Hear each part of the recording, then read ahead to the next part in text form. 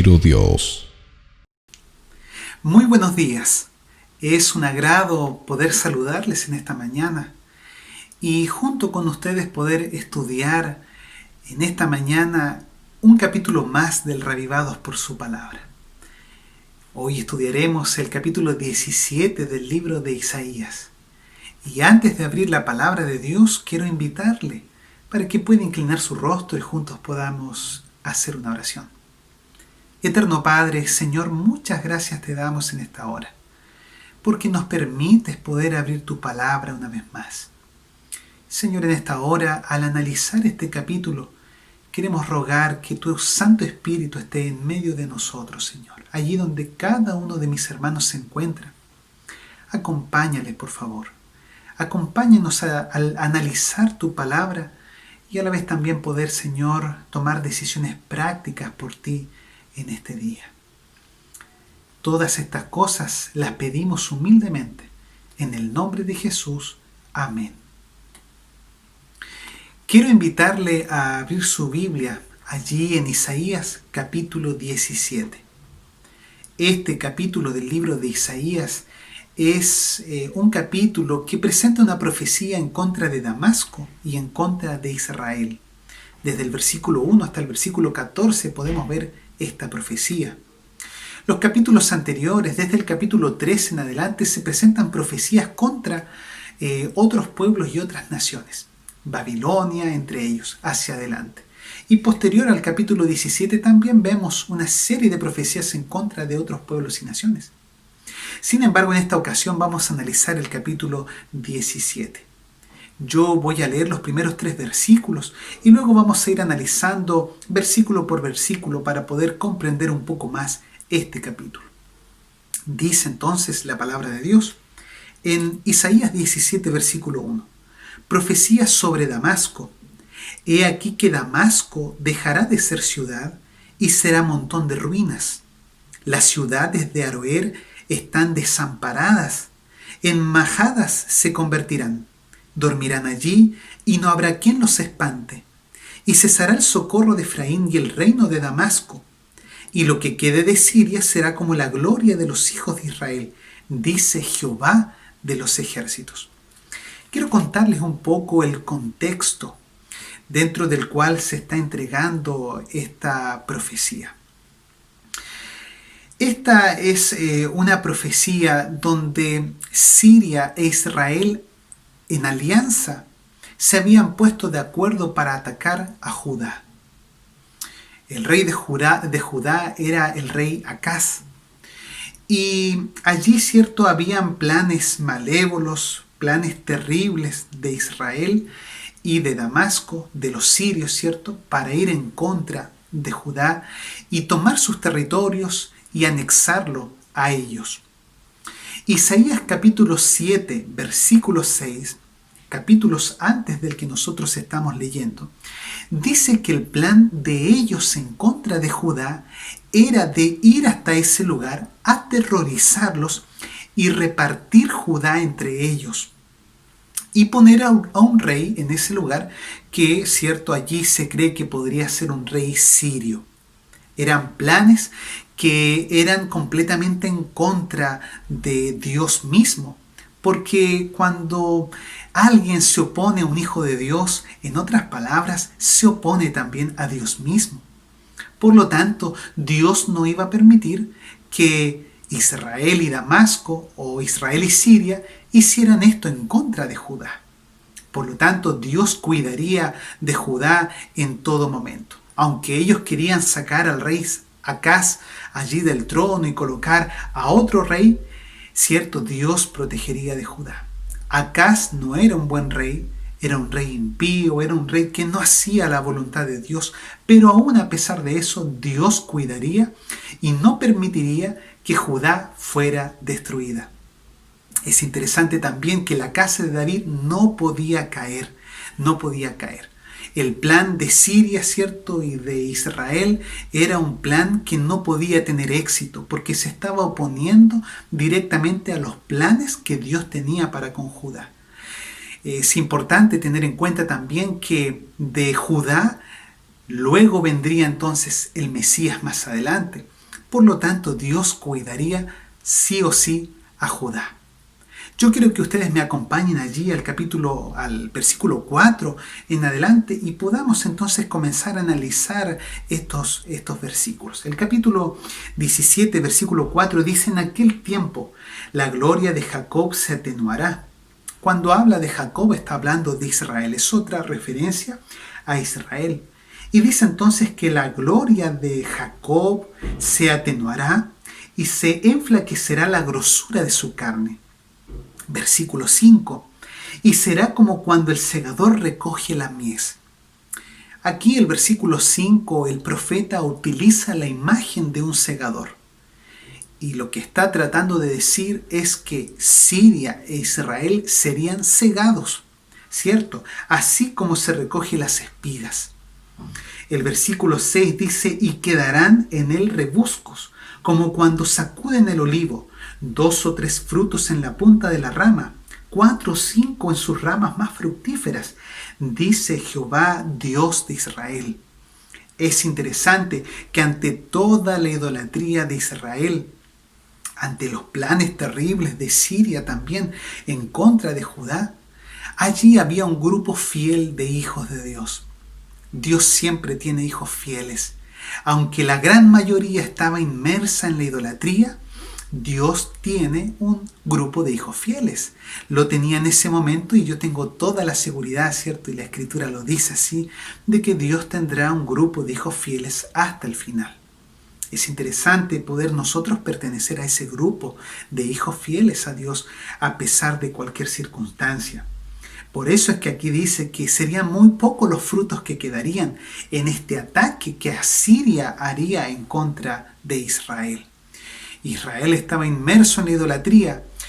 Los ataques vendrían sí o sí, pero Dios cuidaría entonces de un grupo de hijos fieles.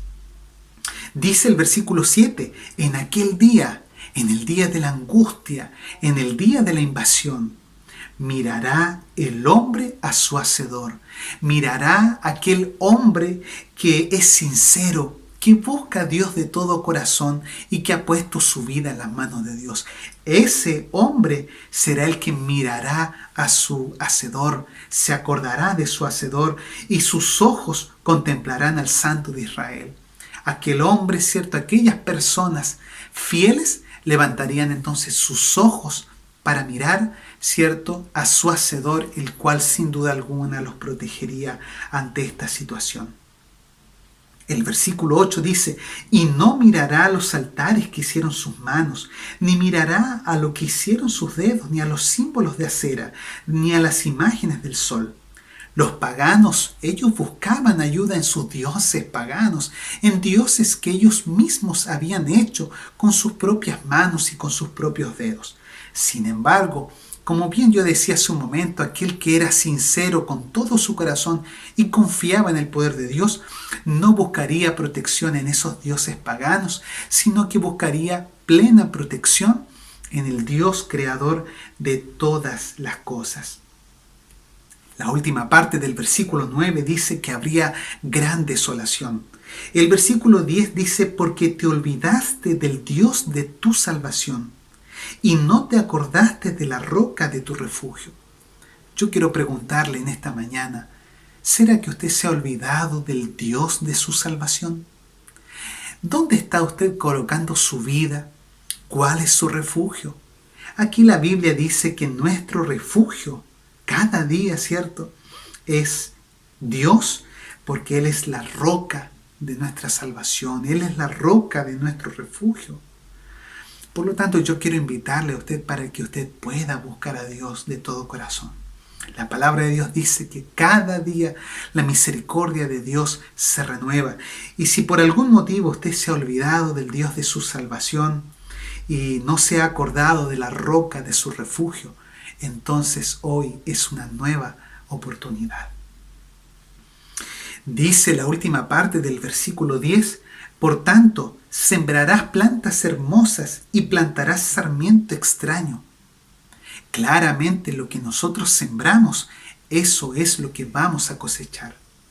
El versículo 11 dice, el día que las plantes, las harás crecer y harás que su simiente brote de mañana, pero la cosecha será arrebatada en el día de la angustia y del dolor desesperado. Todo lo que ellos habían sembrado, todo lo que Israel había sembrado, sería arrebatado. Esa siembra no tenía raíz alguna, no estaba fundada en aquel que es la roca firme. Recuerdo lo que la Biblia dice, ¿cierto? Con aquella alusión a edificar nuestra vida, nuestra casa, sobre la roca firme, y que a pesar de que vengan las pruebas, las dificultades, las tormentas de la vida, entonces nuestra vida permanecerá firme en Dios. Al contrario, cuando nuestra vida es edificada allí, ¿cierto?, sobre la arena, no tiene raíz alguna, por lo tanto, ante la dificultad, claramente nos veremos allí en completa desesperación y en completa desolación.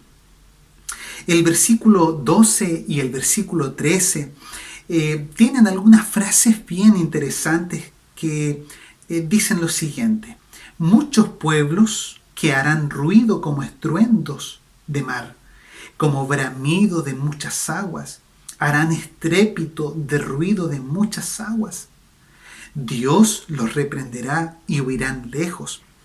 Estos versículos son una alusión directa al capítulo 8 del libro de Isaías, desde los versículos 4 al versículo 8. En ese capítulo, el capítulo 8, en esos versículos, desde el 4 al 8, se dice que Asiria atacaría a Damasco y a Israel. Y entonces que el ataque de Asiria hacia Damasco e Israel es comparado con ríos que inundan. Y por eso entonces aquí en el capítulo 17 dice, ¿cierto?, que es como el estruendo del mar, como bramido de muchas aguas. Dice allí también, hará estrépito como el ruido de muchas aguas, dice el versículo 13.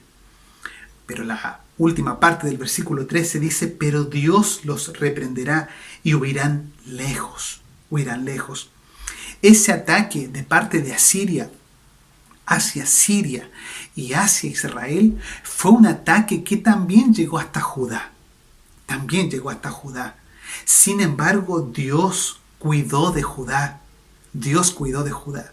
Recuerden ustedes que el plan de Siria y de Israel era destruir Judá. Dios no lo iba a permitir. Sin embargo, en este ataque de los asirios, ¿cierto?, fue un ataque que todavía alcanzó parte de Judá. Destruyó gran parte de Judá, pero no destruyó Jerusalén. No destruyó la ciudad de Jerusalén. Quiero leer el versículo 14, que dice lo siguiente: al tiempo de la tarde, he aquí la turbación, pero antes de la mañana el enemigo ya no existe. Esta es la parte de los que nos aplastan y la suerte de los que nos saquean. Israel y Damasco fueron destruidos, pero Jerusalén resistió los ataques, permaneció firme, resistió todos los esfuerzos y todos los ataques de los asirios. Dios estaba con ella. Esta era la oportunidad en la cual Dios una vez más se podía manifestar y cuidar de Jerusalén. Finalmente los asirios derrotaron a los sirios en el 732 a.C. y derrotaron a Israel en el 722 a.C. también. Yo no sé cuál es la situación de usted en este momento. Yo no sé si probablemente usted está pasando por dificultad, alguna gran angustia en su vida, donde así como los ejércitos de los asirios eran comparados con aguas que inundaban, probablemente en estos momentos usted se siente inundado y siente que el agua le está llegando al cuello y que no hay salida. Sin embargo, es la oportunidad entonces para que Dios se pueda manifestar. Dios cuidó de Jerusalén. Dios no permitió que Jerusalén fuera destruida. Por lo tanto, Dios puede cuidar de usted también y Dios cuidará de mí. Dios estará con nosotros. Pero también es interesante notar que cada acto que nosotros hacemos tiene una consecuencia. Así como fue una consecuencia terrible para Damasco y para Israel. pero Dios está con aquellos que son fieles. Yo en esta mañana quiero invitarle a usted para que usted en este día pueda alzar sus ojos, levantar su mirada al Hacedor, al Creador de todas las cosas, aquel que es nuestro refugio, a pesar de las dificultades, a pesar de los problemas. Que usted y yo podamos tener en cuenta de que nuestra fe no puede estar basada en las circunstancias, que nosotros debemos permanecer fieles a Dios en todo momento, y que así como nosotros seremos fieles a Él, Dios también es fiel para con nosotros. Que Dios le bendiga, que Dios le acompañe, y que este capítulo 17 del libro de Isaías pueda ser para usted un capítulo de esperanza, un capítulo de lindas promesas de Dios, donde usted pueda decir en medio de cualquier angustia, en medio de cualquier dificultad o en medio de cualquier emergencia, Dios estará conmigo. Dios tenía planes hermosos para Judá, de manera especial para Jerusalén. Yo tengo la seguridad de que Dios tiene planes hermosos para usted también. Y cuando Dios tiene planes para sus hijos, nada ni nadie se pueden oponer a los planes de Dios. Que Dios le bendiga, que Dios le guarde. Y yo en este momento quiero invitarle para que usted pueda inclinar allí su rostro y una vez más podamos orar al Señor.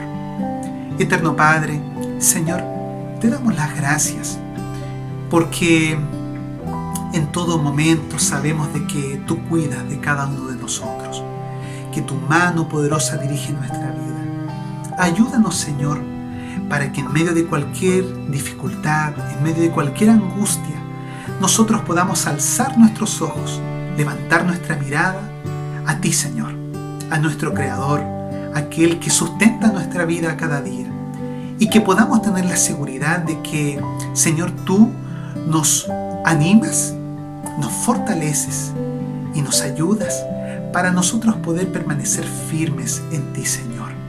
Ayúdanos a ser ese grupo de hijos fieles que tú necesitas en este tiempo, para nosotros también poder animar y entregar el mensaje a aquellos que lo están necesitando. Eterno Padre, gracias por todas tus bendiciones. Dirige nuestra vida en este día, por favor.